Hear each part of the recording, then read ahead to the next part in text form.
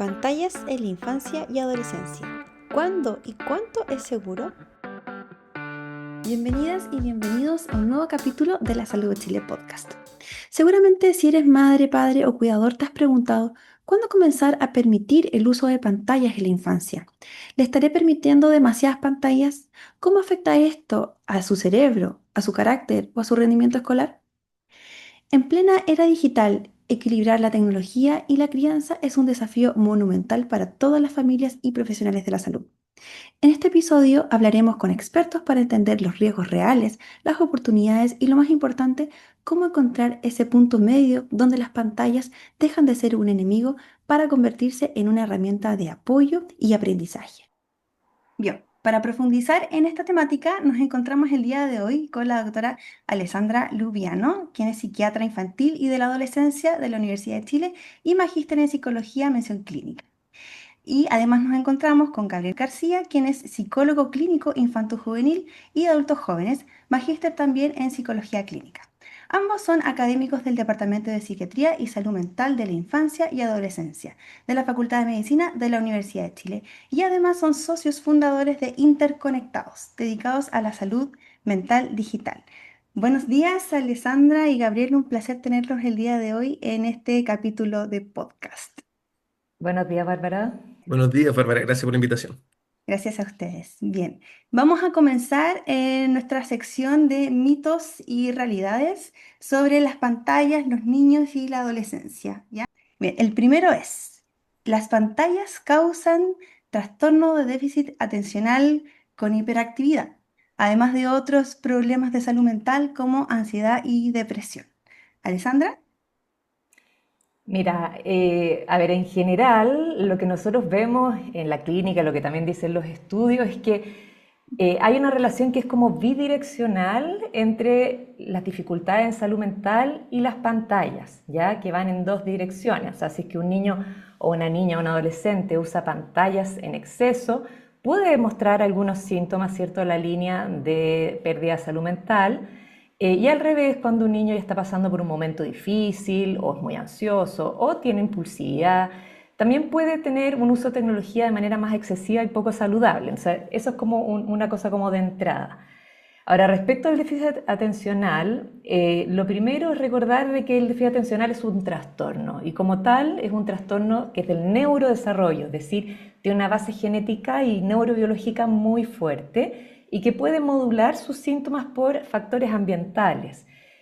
Uno de esos pudiera ser el uso de pantallas, ¿ya? Por lo tanto, decir como que las pantallas causan así como absoluta del déficit atencional, yo creo que no es un concepto muy apropiado, pero sí de que puede influir en cómo se pueden expresar algunos síntomas, ¿ya? Que tienen que ver con la atención, el descontrol de impulso y la inquietud. Y sí se ha visto, hay hartos estudios que en los más chiquititos, en los preescolares, hay mayor dificultad en los tiempos de atención, en los tiempos de espera, en poder regular sus emociones. Y esto se ha dado principalmente cuando hay un uso excesivo de pantallas o un uso en edades no apropiadas. En escolares también se ha visto que este uso excesivo puede tener consecuencias de menor concentración, peor memoria de trabajo, que es súper importante en el colegio, ¿cierto? Y en la vida, ser niños que tengan más impulsividad, más irritabilidad y dificultades para concentrarse. Incluso se ha visto en estudios que, sobre todo un grupo más vulnerable pueden ser las mujeres, que usamos más redes sociales, y se ha visto que escolares adolescentes o escolares mayores antes de la adolescencia que usan redes sociales de manera muy importante, que es un scroll continuo, ¿cierto? De estar viendo en atención muy cambiante y muy fraccionada, puede generar en la adolescencia que tengan más alteraciones a nivel de la atención sostenida. Entonces, de que hay alguna interrelación, sí la hay. No sé, Gabriel, si tú quieres comentar algo más de ansiedad, depresión, tal vez. Sí, sí, complementando un poquito lo que decía Alessandra, bueno, no es el uso de las pantallas y de todo de redes sociales, videojuegos, etcétera, no es una causa de ansiedad y depresión, pero se aumenta en el proceso de ansiedad especialmente, pero también el depresivo. Hay que tener en cuenta que la fragilidad y la vulnerabilidad de los niños, niñas y adolescentes, particularmente de los adolescentes con la ansiedad en el uso de redes sociales, por ejemplo, es aumentado. porque en ese proceso, en esa etapa, ¿verdad? Están buscando la identidad, están preocupados de la autoimagen y de la validación con los otros. Entonces, es una situación donde el cerebro está bien inflamado, ¿verdad? Buscando validarse y buscando estar atentos a todas las interacciones sociales, ¿verdad?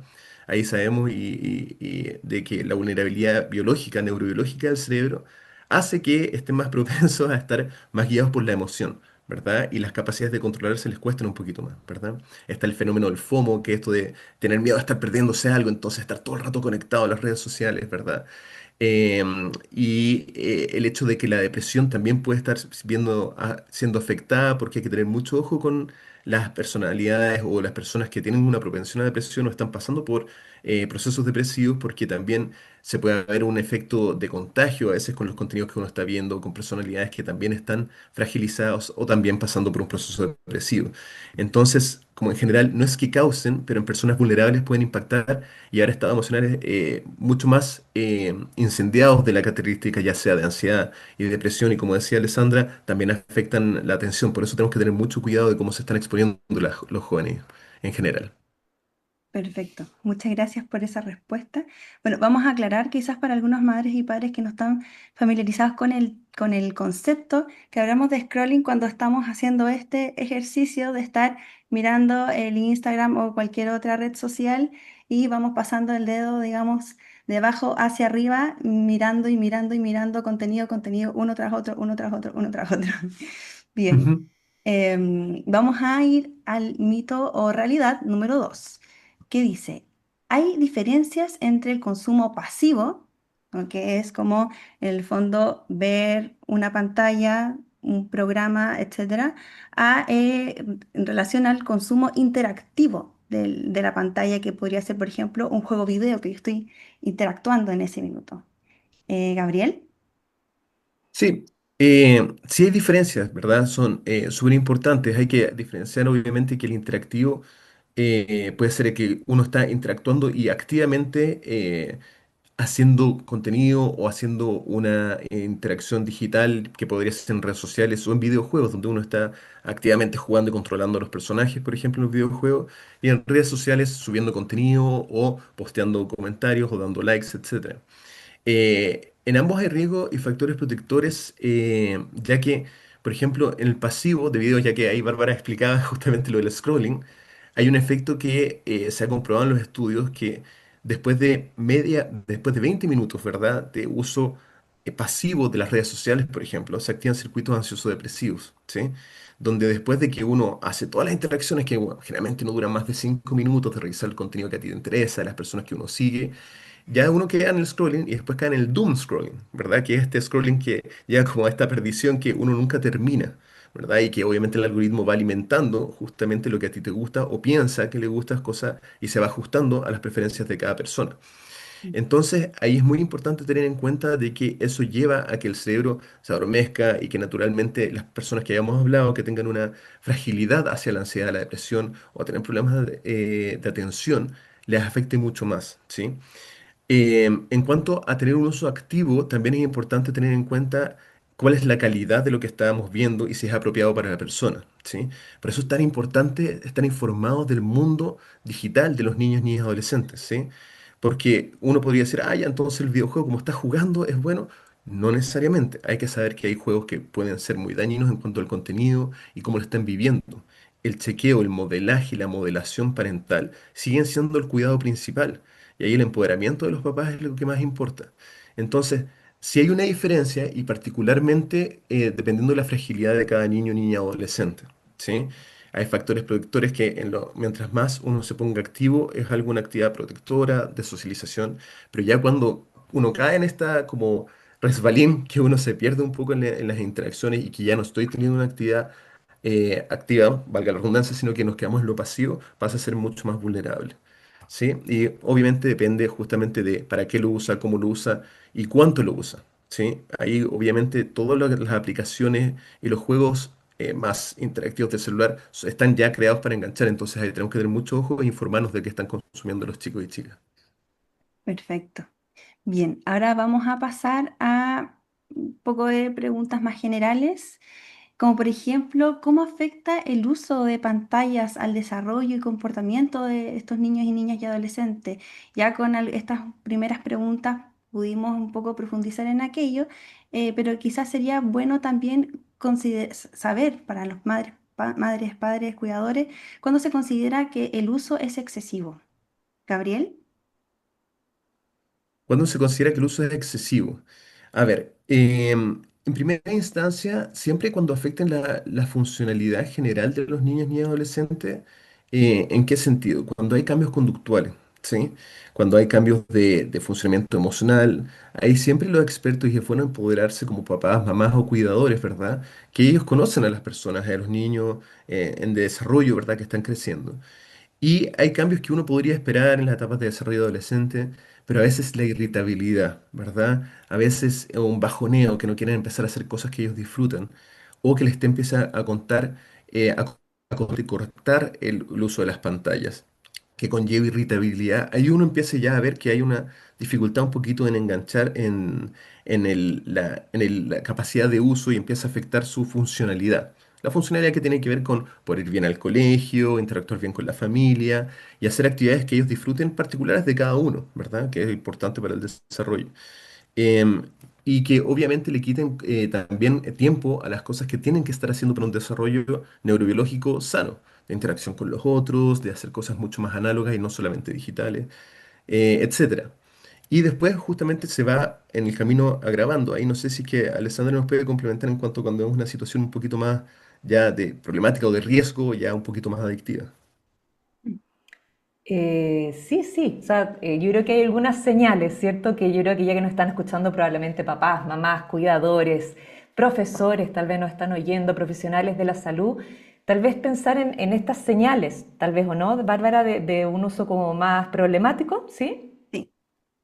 Y ahí tal vez una que podríamos pensar es el ánimo, ¿ya? Si es que uno ve que un niño, niña o un adolescente lo está pasando bien en las pantallas, es muy distinto cuando uno ve que se irrita, cuando uno ve que se frustra, que durante el juego, si es que pierde, por ejemplo, si un videojuego rompe cosas, o eso cuando uno le saca también el videojuego, empieza a afectarse demasiado, hace pataletas, se desespera, se pone muy ansioso por no poder estar conectado a su celular, conectado a su videojuego, a la consola. Es una señal de que ya le cuesta demasiado desconectarse. Entonces, alerta, ¿ya? Además, también en ese sentido, muchos niños, adolescentes, incluso adultos, usamos a veces las pantallas como una manera de desconectarnos, como una manera de desconectarnos de nuestros problemas y evadir tal vez nuestras dificultades, incluso las emociones normales que debiésemos aprender a sentir y convivir con ellas. A veces las evitamos, las bloqueamos. Entonces, cuando uno empieza a ver que esto empieza a ser como un patrón de estrategia, también alerta. Lo otro es cuando aumenta la cantidad de tiempo. O sea, uno dice, esta persona no puede parar, ¿ya? Y uno le va diciendo como adulto, debes apagar tu celular, debes apagar el juego, lo que sea, la televisión también. Y uno tiene que en vez de en 5 minutos más, ese 5 minutos se empieza a aplazar y uno dice, ya lleva 40, una hora más del tiempo esperable. Bueno, algo está pasando que le cuesta controlar el tiempo de uso.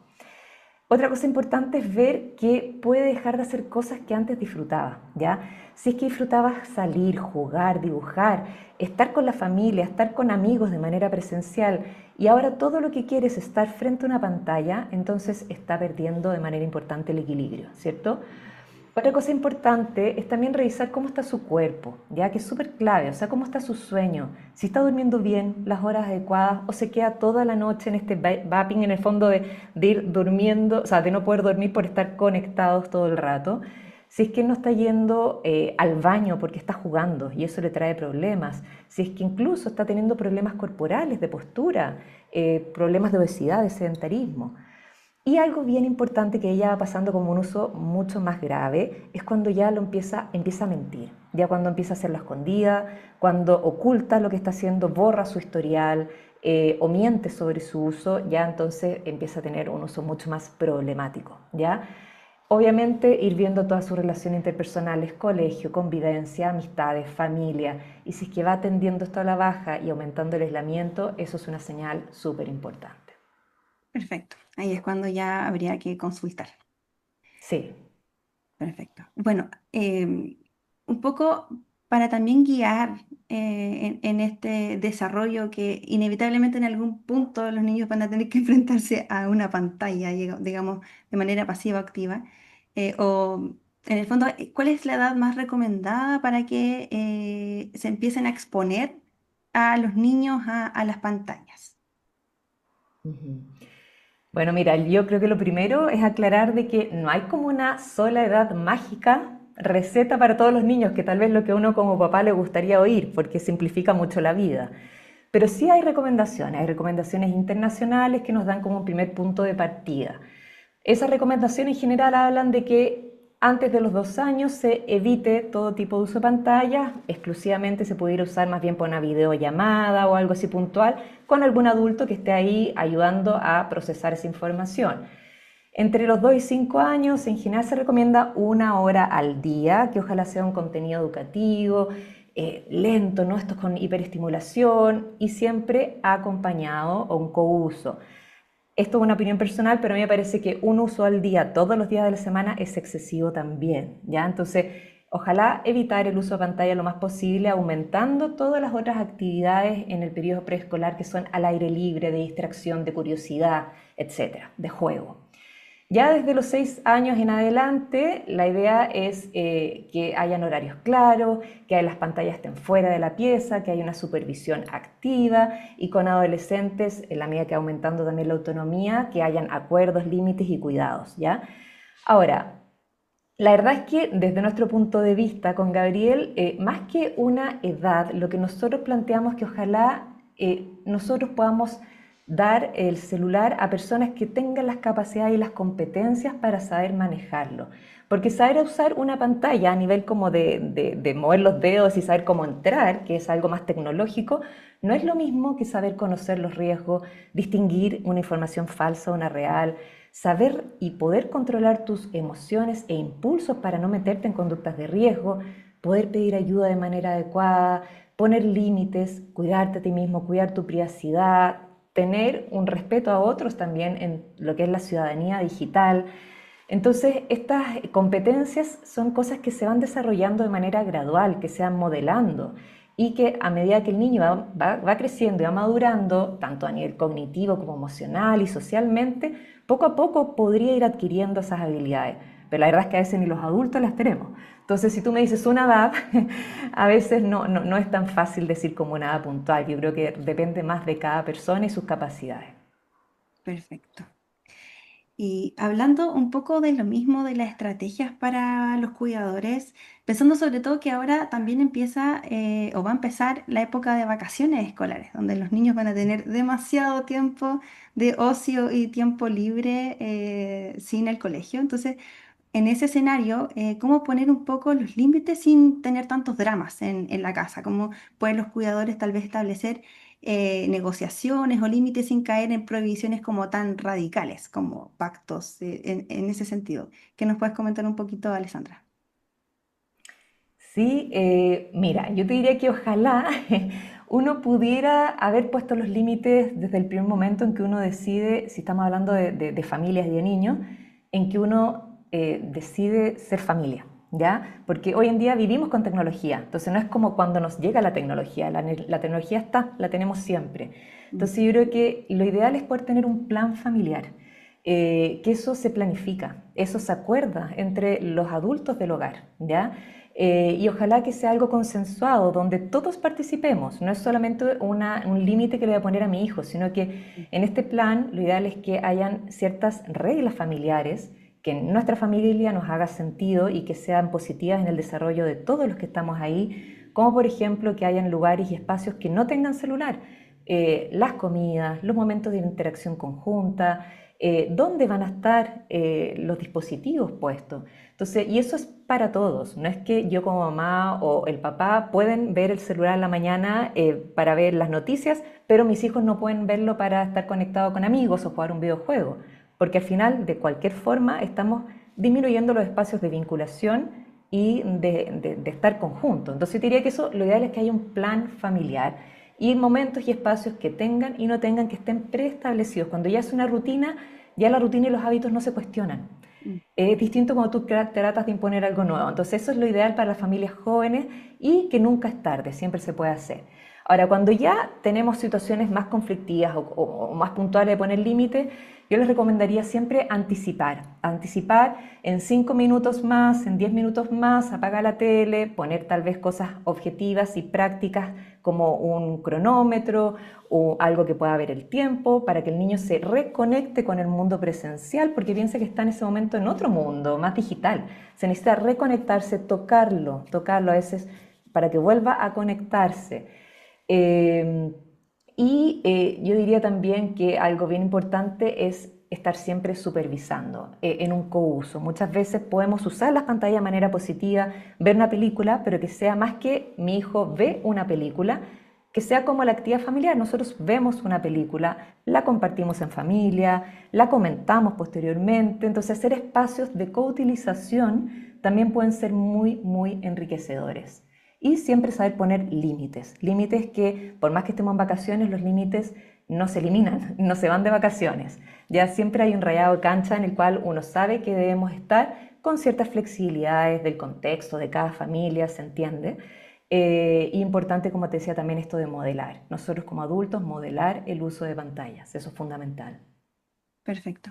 Bueno, y la cantidad de horas más o menos se respondió con la pregunta anterior, pero como un marco de un poco cómo llevarlo a la práctica con nuestros hijos, hijas. Y también, como decía Alessandra, estos momentos como de compartir en familia con una película, por ejemplo, también puede servir mucho para ciertas reflexiones, o sea, un poco llevarlo como a cómo me puede servir también a mí en mi rol como cuidador el ver una serie o una película, por ejemplo, con mi hija adolescente, donde, por ejemplo, ciertas temáticas pueden ir saliendo a la luz y se aprovechan de conversar y reflexionar al respecto. Entonces también pueden servir como una experiencia como más integral, tomando un poco a favor a ciertos aspectos que tiene la era digital, ¿no? Ujú.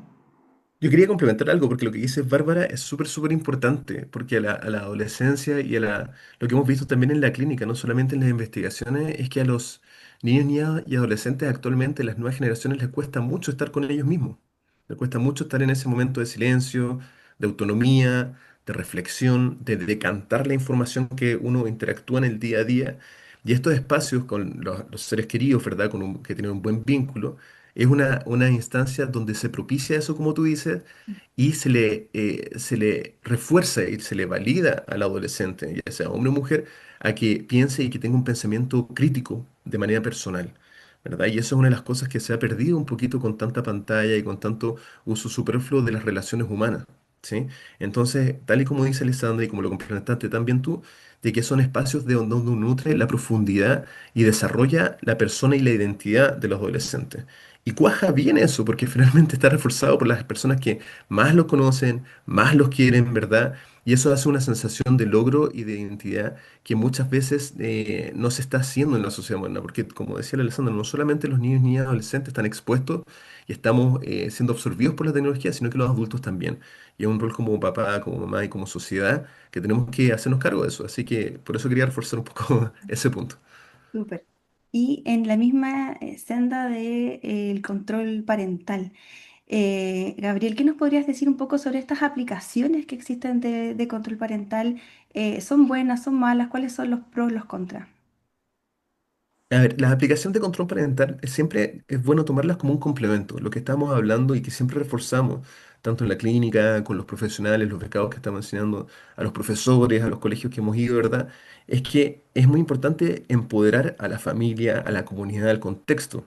Y las aplicaciones de control son una buena herramienta complementaria. Esto no quita la responsabilidad que tenemos como adultos, ¿verdad? Y como personas que sabemos enjuiciar bien los riesgos y los beneficios que puede tener algo, ponerlos todo en una aplicación, ¿sí? Hay aplicaciones buenas si finalmente el uso de la aplicación es que limitan el acceso o a Internet general o a aplicaciones específicas. O dentro de aplicaciones específicas a qué contenido pueden entrar o no, ¿verdad? Está Custodio, está Google Family Link, está el Apple Link también, ¿verdad? Hay varias que desde los antivirus también está el Norton Family, el Set Parental Control. Hay varios que uno podría llegar y nombrar. Son todos relativamente buenos. El más conocido es el Custodio, que tiene muchas capacidades y características customizables. Pero siempre recomendamos que cuando se aplique una aplicación, o sea, una de estas aplicaciones de control parental, también sea conversado con la familia, que esté dentro del plan familiar que dice Alessandra, no que sea una regla autoritariamente impuesta, porque finalmente los niños y las niñas y los adolescentes tienen un problema de control de impulsos en el sentido de la maduración de su corteza prefrontal, en el sentido de que a los 23 años uno tiene esa capacidad de controlarse completamente y algunos aún así no alcanzan a desarrollarse, tienen que complementar. Entonces, a veces estas aplicaciones pueden ser un complemento, pero no puede ser solo. ¿Sí? Siempre es la idea de apoyarse cuando sea un acuerdo para todos, porque hay chicos y chicas que ya saben cómo sacarse estas aplicaciones, incluso si es que no están. Y la idea no es llevarles las contras, que comprendan que es un complemento para ayudarlos a ellos en una situación que están un poquito más vulnerables y que no les está haciendo tan bien, ¿verdad? Y como muchos papás y mamás están ocupados todo el día, tienen que hacer otras cosas, se apoyan en esto. Pero no es una idea de amarrar a los chicos o a las chicas que tengan esa sensación como de autoritariamente que me quitan los espacios. Pero son un buen complemento y es importante conocerlos también. Perfecto. Y ahora quisiera entrar un poco en el rol de la escuela, los colegios y de la sociedad. ¿Cómo debería involucrarse las escuelas en la educación digital, pensando que nuestros hijos pasan la mayor cantidad de horas del día en estos espacios? Ujú, ¿Existen políticas públicas efectivas para regular este tema a nivel nacional e internacional? ¿Cómo lo ujú. ve, Gabriel? Sí, hay varias cosas en las investigaciones que se han visto a nivel internacional.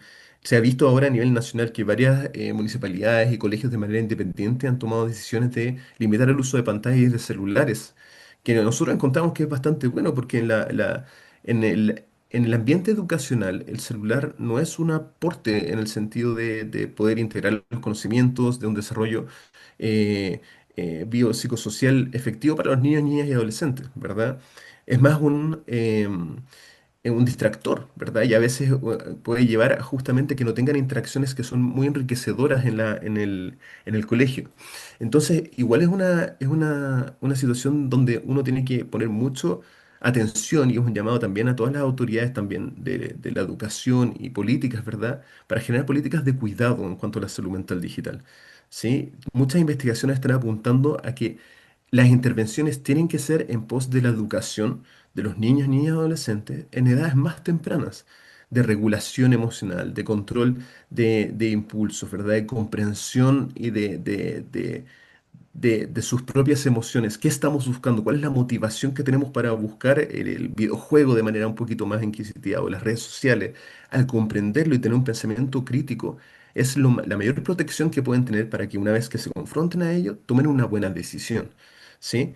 Y es importante que se incluya tanto en los currículums escolares como también estas acciones un poco más restrictivas que están haciendo, que finalmente es lo que estábamos hablando antes, que podríamos, ok, cortamos todo internet a todos los celulares de los niños, pero no estamos educando en nada, no estamos dándole un desarrollo emocional a los niños para que sepan por qué es eso y por qué en este momento es vulnerable para ellos. ¿Sí? Es como aplicar una aplicación de control parental en el colegio, ok, pero tenemos que hacernos cargo de qué están aprendiendo. ¿Sí? Y esos son cambios de política que ya, o de patrones o cursos que se tienen que hacer para los niños más pequeños, de comprender de sus emociones, de cómo expresarlas, de lo que le hace bien o lo que hace mal, detectarlo y poder accionarse en pos de eso. Y claro, en cuanto a políticas, muchas de las cosas que se han visto es que em, por ejemplo, en Corea y en China se han aplicado políticas de restricción como unilaterales de parte de gobiernos, por así decirlo, y no son tan efectivas como uno piensa. Por eso se vuelve ahora, dentro de todas las investigaciones últimamente, a esto que estamos hablando de la educación. ¿Sí? Y ahí siempre hablamos con Alessandra del concepto de ciudadanía digital. Ahí sí nos podría explicar un poquito de eso. Sí, bueno, eso que yo creo que Gabriel ya lo dijo todo en realidad. Esta formación de ciudadanos, así como nosotros tenemos formación de ciudadanos para nuestra vida en la calle, cómo nos relacionamos con otros, cómo andamos por el mundo digital también tiene sus límites, también tiene sus derechos y deberes. Y esos uno debiera enseñarlos desde la primera infancia. Como bien dijo Gabriel, desde aprender a tener pensamientos críticos, poder diferenciar información, aprender a cuidarnos, aprender a cuidar nuestra privacidad, la huella digital que dejamos en todo lo que hacemos, los algoritmos, cómo funcionan en nuestras opiniones también, y así como muchas otras habilidades que tienen que ver como el relacionarnos con otros, la manera de hablar, todo lo que influye el que somos personas anónimas en Internet, y eso va a influir en que a veces nos desinhibamos y hagamos cosas que no haríamos en el mundo en que nos miramos a los ojos cara a cara. Entonces, toda esa información y el qué hacer y el cómo cuidarte y dónde meterte y en qué página, como lo haríamos con cualquier hijo en el mundo presencial, que jamás los dejaríamos sueltos en la calle y al revés, les mostraríamos los lugares peligrosos y hasta no ver que se saben cuidar por sí mismos, probablemente nos los dejaríamos solos. Bueno, esto exactamente es lo mismo que deberíamos hacer en el mundo digital y debiera un poco estar en nuestra educación familiar y escolar y a nivel multisistema, también a nivel gubernamental, con leyes y reglamentos que velen por el bienestar de los ciudadanos y obviamente la industria. Y nosotros como profesionales y académicos generar mucha investigación que vaya aportando en esto y tenerlo en mente en nuestras evaluaciones de control sano, en que hagamos promoción, prevención y que podamos también ayudar a los padres que a veces necesitan mucho apoyo y no saben muy bien cómo hacerlo, quieren hacerlo mejor de todas maneras y necesitan herramientas. Entonces puede nosotros también ser un apoyo para los padres que tienen esta misión tan importante. Perfecto. Bueno, creo que el mensaje final un poco es esta supervisión irrestricta que hay que tener, que hay que hacer con cariño desde el amor, digamos, de los cuidadores, de no dejar a los niños vagar por este mundo digital sin este importante acompañamiento y guía desde un adulto o adulta responsable. Gabriel, no sé si quieres complementar algo más. Sí, bueno, como mensaje final a todos, ya sean padres, apoderados, médicos, profesionales, todos los que estamos involucrados en la crianza y desarrollo de las nuevas generaciones, que yo creo que es toda la comunidad finalmente, Mm. es decir, bueno, que estamos en este mundo tecnológico que lo único que va a hacer es aumentar su profundidad, ¿verdad? Estamos en un país que está hiperconectado, que tiene una penetración digital muy potente, ¿verdad? Que nos da una necesidad de hacernos cargo, ¿verdad? Muchas veces nos dicen, claro, a los papás no nos enseñan a ser papás, nuestros hijos nos enseñan a ser papás. Y nos tocó este mundo digital, entonces es una responsabilidad que nos toca hacernos cargo de una mochila que está ahí, que tenemos que saber levantar. El mensaje mío sería que no bajaran los brazos, que tengan esperanza, que se informen, que ellos saben lo que es mejor para su hijo o hija, o si son cuidadores que los conocen bien, ¿verdad? Que no desconfíen porque no conocen una aplicación o que no conocen lo que está pasando, la última inteligencia artificial que salió. Porque si tienen el criterio para saber qué le está afectando o si tienen un cambio, que pucha, algo tiene que ver que está ocupando más pantalla, de apoyarse como comunidades escolares, de apoyarse como comunidades en general. Porque esto es un aprendizaje continuo, ¿verdad? Y la idea es no tener miedo a esto. Todos vamos aprendiendo a medida que vamos caminando y mientras más claro tengamos que podemos avanzar en eso, mejor va a ser el resultado para las nuevas generaciones. Yo creo que eso es lo más importante. Perfecto. Quiero dejar a todos, todas, el público, la audiencia que está escuchando este podcast, invitados a, por favor, seguir la página de Instagram Interconectados CL, el cual Alessandra y Gabriel son los socios fundadores, donde pueden encontrar mucha más información sobre la salud mental digital, digamos, este nuevo concepto. Y además también está el Instagram de el Departamento de Psiquiatría, que es Depto Psiquiatría Infantil. Así que están todos invitados a seguir educándose, informándose de manera responsable. Así que muchas gracias por haber estado el día de hoy con nosotros y nosotras y será hasta la próxima. Muchas gracias, Bárbara, gracias por este espacio. Saludos. Sí, muchas gracias. Subdirección de Innovación, Facultad de Medicina, Universidad de Chile.